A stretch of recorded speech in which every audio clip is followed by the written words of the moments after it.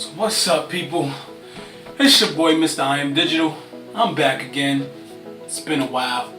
So I guess this video, you guys want to know how I quit 2 jobs and went photography full-time and haven't gone back to a job ever since. So stay tuned and watch your boy go to work.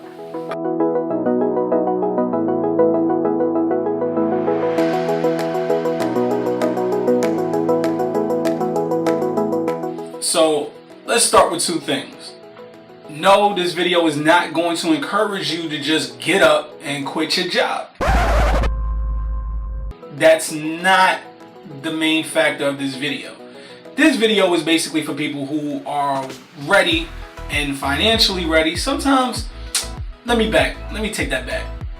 This video is for anybody who's ready to take a chance on themselves and are ready and mentally prepared to go full-time with whatever hustle that you've created for yourself. Now, creating a business is not the easiest thing in the world. I'll be first to tell you that. Me going full-time, I started photography when I was 8 years old. I'm not going to tell you how old I am now. But it took a very long time for me to even realize that photography was something that I wanted to do personally. This is not something that came overnight. This is not something where I picked up a camera and I was just like, all right, I'm gonna go be a videographer or photographer overnight and this is it. Not at all. There were trials, there were errors. I made a lot of mistakes. I dropped the ball a bunch of times. So I'm gonna be honest. Dropping the ball is probably one of the biggest ways you'll learn how to go forward and do everything that you want to. Alright, so now first, what was the first thing that I did? Alright, I started off doing photography. I went into radio journalism where I learned how to create radio stories, and that's where I kind of figured where my voice was at, and I figured that my story was something greater for the public, and I realized that I can inspire others to pursue their dreams. Now, that radio story, my dreams weren't to be a full-time photographer. It was a personal, which there'll be another video for you to actually see the real story on why and how I started doing photography and videography. But back to that. Now, after that, I started doing music, so I started rapping. I did rapping for a couple of years. I was a radio host at a local radio station where I used to live at. And then I moved from New York, I moved to New Jersey. Things kind of slowed down because I had to reinvent myself and rediscover what I wanted to do. So you ask, well, what did you want to do? I still wanted to do music. But at a point in time, you have to realize, like, music is not working because at the same time, I didn't have the money and the time to invest in becoming a full-time music artist. And I started to realize that really wasn't my love. Because I realized that writing music, it was great. Now I write poetry, that's fine, but that's therapeutic. My music it wasn't fun no more doing music. So I stopped that. So after that, a good friend of mine told me, well, why don't you get back into doing video? Like, you seem to love watching people do videos, you know, you modeled before, you've done everything pretty much in front of the camera. So now get behind the camera. All right, cool. I got a camera. I started off with a camera. I started taking pictures of my kids as a hobby.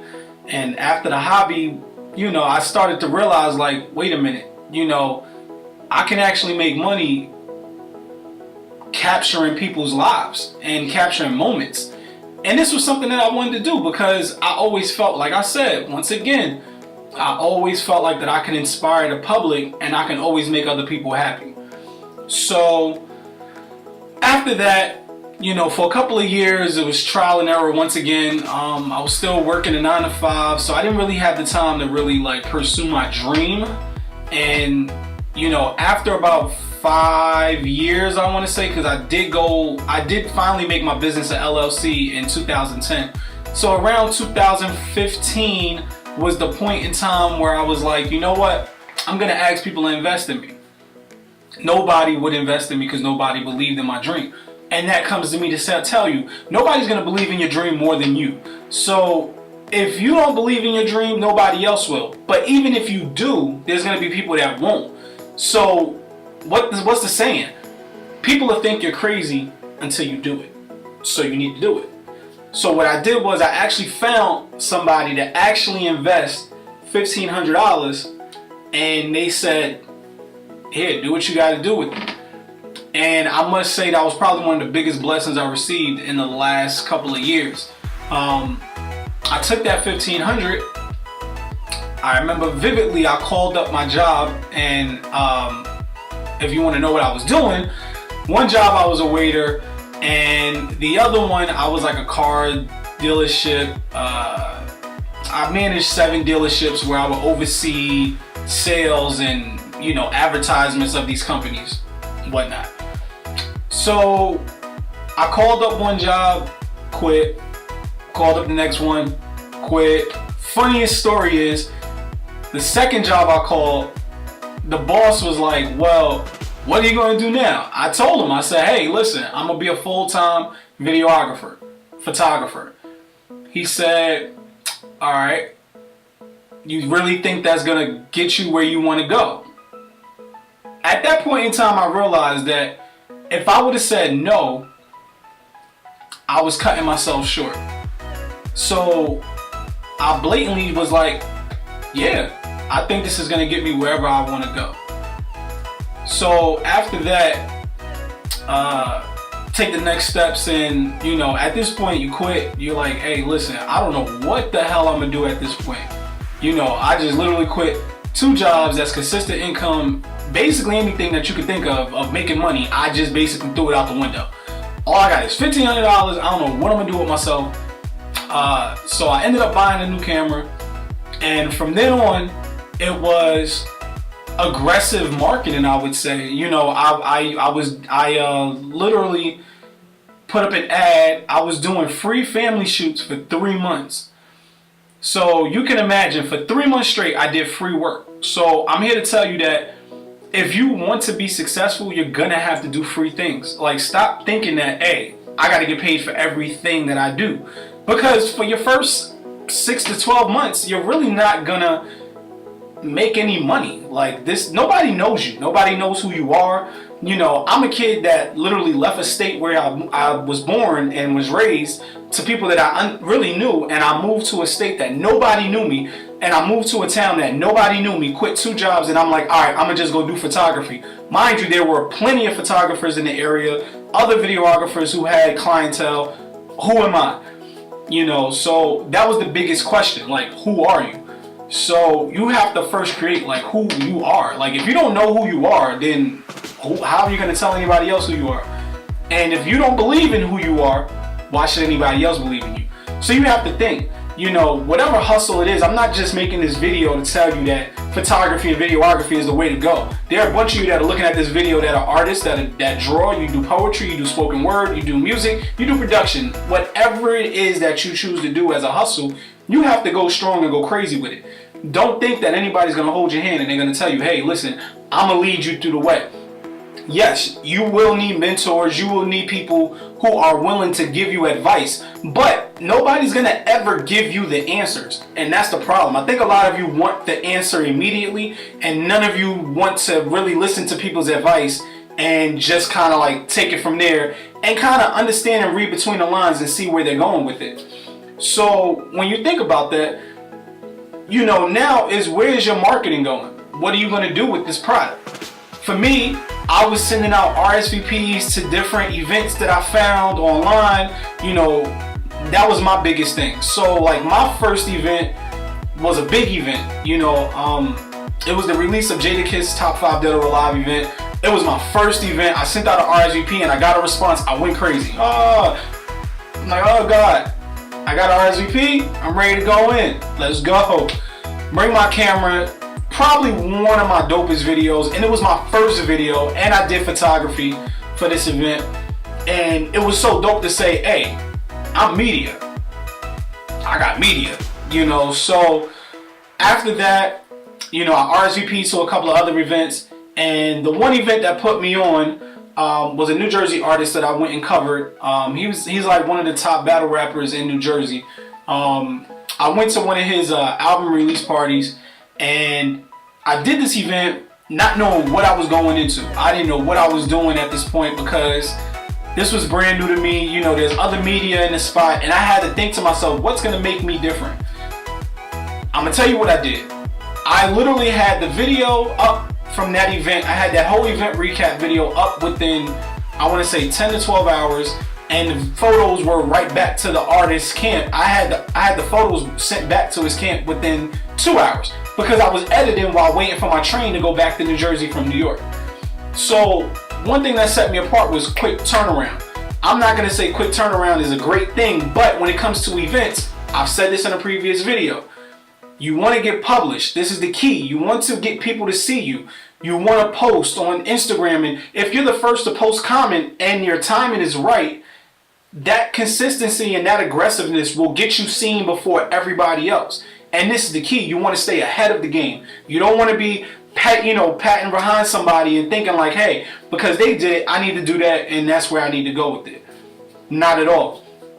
So this was one way that I built my brand as far as people knowing like, oh, who is Mr. Mriamdigital? Oh, he's the kid with one of the quickest turnarounds in the industry. This is what people knew me for. This is how I got more jobs. You have to be aggressive. So when it came down to, making money, I really wasn't making a lot of money. Yes, I had a couple of family shoots. I had a couple of events that I did.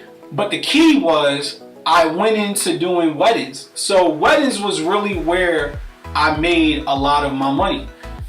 That was basically, I want to say maybe 75% of my sales, going into my second year. A lot of people ask like, well, how the hell did you make $100,000 in sales in only 1 year? And, the key was aggressive marketing. Once again, I was putting up ads and, putting up Facebook ads, Instagram ads, whatever you could, basically whatever you can think of as far as doing advertising, I did it. Because the key is people get their money and they just spend it or they just throw it elsewhere where it's not even needed. My advice is take your money, invest it back into your advertising, take it back into whatever it is. If you need to invest in better equipment so that you can do the next job, the key is to use your money to transition you to the next job so that you can make more money. It's not to just say, hey, next job, next job, next job. No, if that next job is not giving you any progression, why are you doing it? Are you just doing it for fun? Nothing wrong with that, but you have to be real with yourself. If you're going into the next client and you're like, hey, I want to shoot this event, and they ask you, well, how much do you charge? Are you being realistic with yourself? You might say, hey, I charged $400 for my last event, but I want to charge $700 now.